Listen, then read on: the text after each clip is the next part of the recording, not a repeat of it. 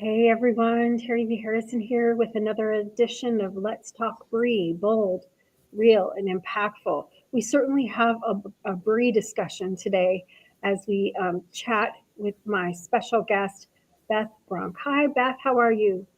Hi, Terry Lee. I'm good. Thank you for having me. So good to have you here. It's so good to have you here. It's been such a joy for me to meet you and learn about the work that you are up to. And I love it. I'm all about talking about the tough topics, but you're someone that we can really like sit and talk about something that is tough, but something that is rampant. Wouldn't you say?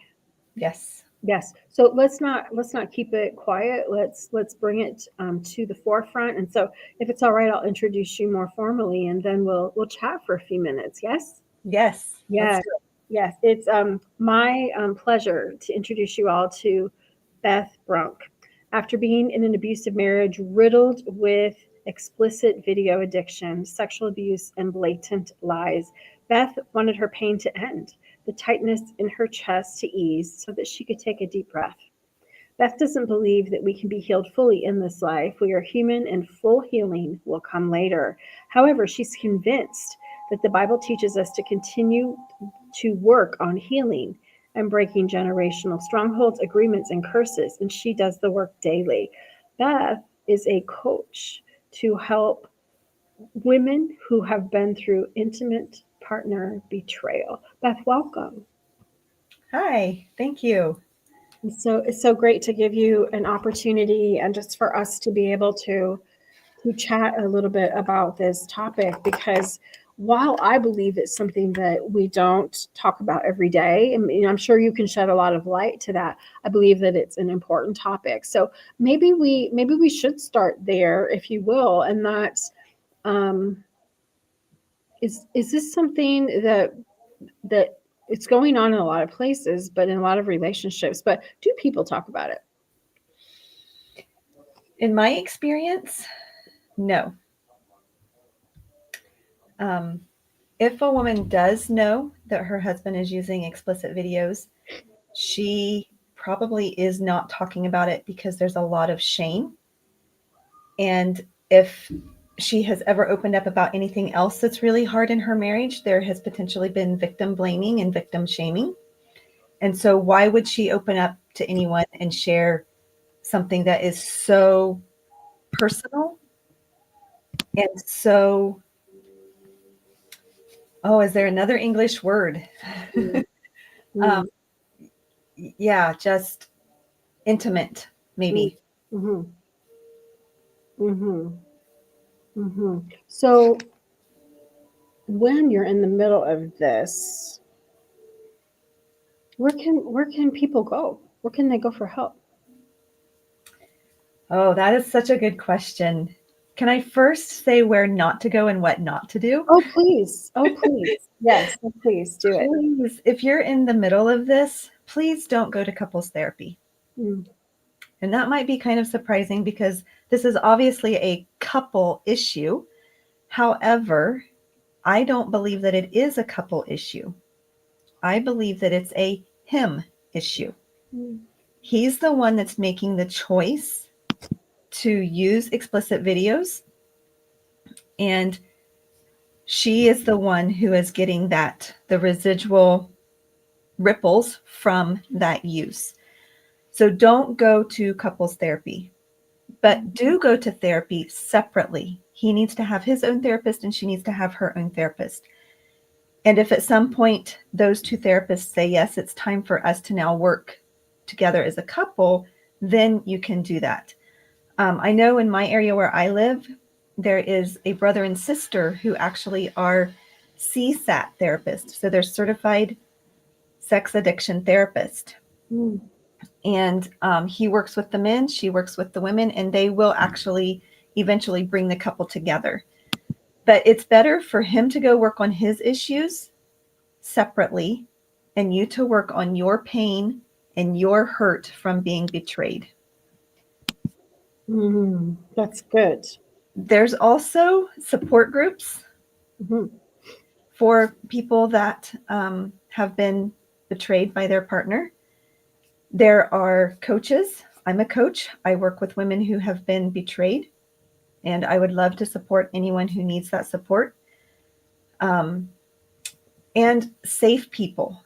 And the people that you might think are safe people are not always safe people.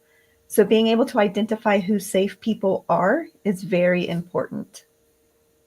I was going to ask you, how do we know someone's safe? Like, I recall a time at my church when I asked someone, I had no idea some things were happening in there and at home, right? And I said, "How are you?" You know, just making conversation, right? And she said, "Well, I'm not very good right now, and I wondered if you had some time to talk." And so we did, and like, I'm a I'm a minister's wife, but yet when it comes to like holding a story sacred and guide and helping to send you in the right direction, like I am a safe person. But would you guess? Sometimes you might get it wrong, but how would you guess if someone is a safe person? Would you say? Well, first, you have to ask Father. You have to pray about it and ask Father who is safe. Mm. Also, watching people live their lives. Mm. You know, if someone talks about other people to you, then you can be pretty certain that they're going to talk about you to other people. That makes them an unsafe person. Mm. Are they humble?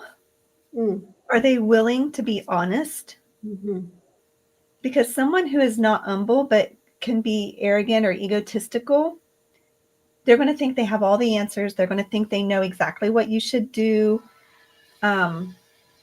Also, if you know anything about them and you know about their life, Mm. so if you know that they've had struggles in their marriage or that they've had struggles, you know, whatever it might be, and they have sought help, then they're probably a safe person to share with because they have an understanding of what it was like for them to deal with their issues.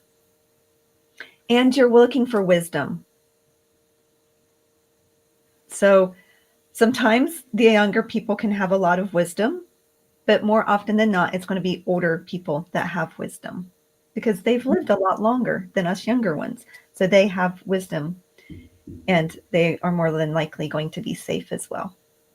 Mm. So good. I love that.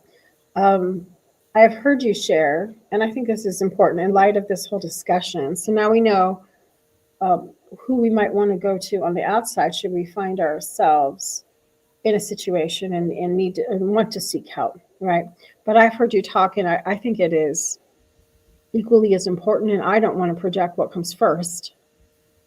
I don't want to project. I'll let you guide with your expertise. But what if I'm suspecting that my partner is involved with explicit videos? How do you suggest? How do you suggest I handle that? Because we don't want to leave it. I don't think we want to leave it go, but yet this is a very touchy subject, right? So in your experience, I appreciate you and how you were here because you've experienced this and how you're using your experience to be able to extend your hand to help others who find themselves in this, unfortunately, in the same situation. So how do you move forward? Do you confront? What do you suggest? I'd love to hear from you. And I'm sure there are people potentially listening that might like to hear what you have to say too. Yes. So if you suspect, again, I want to go to the what not to do first. If you suspect that there is explicit video use, do not check his phone or computer. Just don't even go there. Number one, you may find things that you cannot unsee. So you can find pictures, you can find videos, you can find links, you can find websites, or text messages, because we now know that people send pictures back and forth via text messaging, right? So you may find things that you cannot unsee. And I would not recommend that ever. Just don't even check. Now, if your husband has been trustworthy and he's not been a liar, then kindly, gently, with a lot of self-control, talk to him about it. But if he has not been someone that's been honest with you, then you may need to bring in some help, or you may need to go to a therapist and say, this is what I suspect, or a coach also can help you with that. This is what I suspect. And then they can help guide you on what to do and what your next steps should be. Do not think you know all the ins and outs, that he's definitely doing it, and do not go to him in anger, because he probably trusts you. And if you go to him in anger and it's not true, you've just destroyed trust. And that's not what you want for your marriage. That's not what any of us want for our marriage. We want to be able to trust our spouses, right? So go to him kindly, prayerfully. Pray before you speak up and say anything. And I always like to think of David in the Psalms. He says, put a bridle on my tongue. I'm always like, Father, just put a bridle on my tongue. Let me only speak the words that you want me to speak. Let me not speak anything from my own heart that could bring destruction. Mm-hmm. So be very prayerful before you have this discussion with your husband. So good. So good. Do you find in your work and in your learning and your research, I would never want to project that there's no hope for this. Do you find a lot of couples can put things back together? Have you found that to be true? Because not every couple is going to be able to survive something like this. I'm just curious, like, but do I believe that everything is worth one more try at least, right? I do. But tell me in your experience, because what I'm thinking could be totally off. Well, in my experience, I know personally that I'm thinking of right off the top of my head 2 couples who there has been some kind of betrayal. And I know of 2 couples that have been able to repair their relationship and restore their marriage and are still together. But I know multiple others, myself included, who have been through a divorce because of it. Mm-hmm. Mm-hmm. Because once that trust is broken, if dramatic steps are not taken to rebuild and repair that trust, then you really don't have anything left.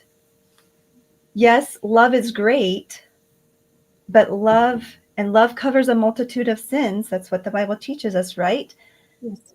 But when there's been such an intimate betrayal, it's really hard to rebuild that trust if it keeps getting broken over and over and over again. And I'm going to be honest, the ones that I see that have been able to repair their relationships are the ones that are willing, on both sides, the ones that are willing to do a lot of hard work. Mm-hmm. They're willing to do a lot of soul searching, to do a lot of confessing to each other, more him to her, honestly, and willing to heal. They're willing to go to those wounds that caused this problem to begin with and to fix those things, to heal those wounds. And the ones that aren't, the ones that don't make it, there's someone who's not willing to do that. In my case, my former husband was not willing to own that he had caused this pain and that he had done these things. Yeah, he went to therapy, but all that did was give him the lingo without any change to his actions and behavior, which did not build trust. So there has to be a willingness to do a lot of self-examination and do a lot of work to heal. And those couples that are able to do that, they're the ones that make it. That makes so much sense. Willingness on both sides. Mm-hmm. Willing to do the work. Willing to let go. Willing to retry. I mean, it's quite it's quite a thing, but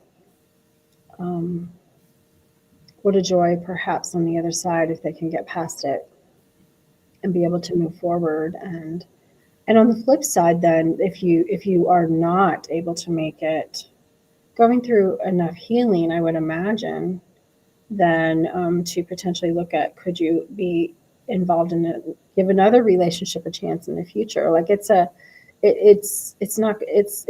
part of you, right? Part of your experience and how you show up every day there from there on. Yes. Yes. Yes. Yeah, it doesn't have to control you.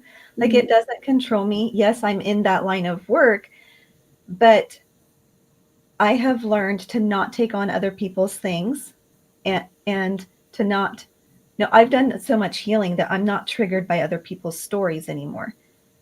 I'm able to just be there with empathy and sharing their pain, weep with those who weep, laugh with those who laugh, and help them as they walk through their healing. Mm-hmm. And there is a lot of hope. Even if your marriage isn't able to survive this, your life isn't over. Mm-hmm. There's a lot of hope. Like, I just told someone recently, I was over with my family. They live 4 hours from me. And I was there for like 3 days. And we just laughed the entire time. And as we were laughing, I just remembered going over there and never laughing because I wasn't present. I didn't have any joy. I was in such survival mode that there was no laughter in me. But now on the other side of it, I've done so much healing. Laughter comes to me so easy, and I love it. I love it. So there is a lot of hope. I could talk for hours on the miracles that I've saw in my life since I left the relationship, since I've been divorced. Miracles with my children, miracles with myself, miracles with other things. Just my life is completely different. And when he says that he will restore the years the locusts have eaten, yes, he was talking to Israel, but that's also for us. And let me tell you, I'm living it. I'm living. The barren years are behind me, and now I'm living in abundance in so many different ways. So don't, if you're in this place or suspect you're in this place, don't despair. Don't despair, because your life truly can be completely changed. Mm-hmm. I love that message of hope. I absolutely love it. Tell me, if someone's identifying with everything we're talking about, tell me, if you would, how do people get a hold of you? I know you have a free gift for them.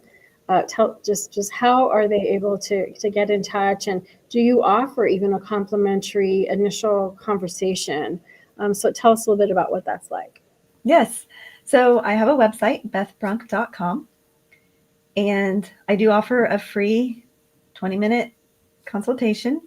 You can find the link for that on my website. I also offer an ebook that I wrote, and it's called My Top 3 Bible Tips for Women Who've Been Impacted by Intimate Partner Betrayal.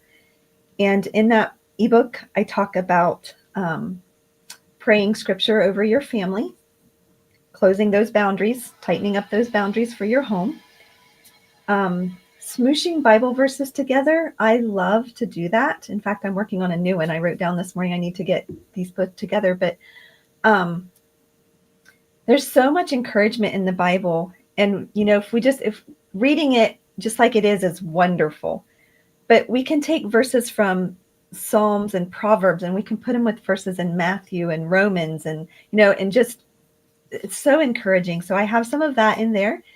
And listening to your body. So learning to listen to your body. And I just want to encourage you that if you aren't in that place of listening to your body, that Yeshua, Jesus, listened to his body and he slept when he needed to sleep.